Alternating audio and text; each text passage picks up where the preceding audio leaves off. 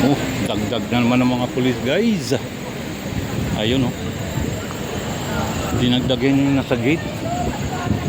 Oh, merong mangyayari dito. Nagdagdag sila ng pulis. Pero yung si La Artorne kanina hindi na nakapasok. Yung mga attorney ni Tatay Digong. Attorney Gutierrez at saka si attorney sino ba yun? Kalimutan ko. Ayan o, nagdagdag. Makapal na yung kanilang civil disturbance team. Yan, yun yung Terminal 3. Dito yung Gate 5 ng Villamor Air Base. Sa loob niyan yung VIP Lounge. Ito yung museum ng Air Force. Yung doon yung gate ng Air Force yan. Yan.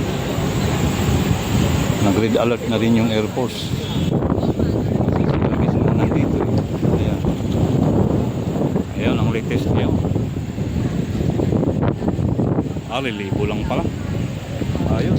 Relibo lang pala. Kala ko nagdagdag. Ikaw, narating nila yung mga pulis. Relibo lang. Pero sa mga MP,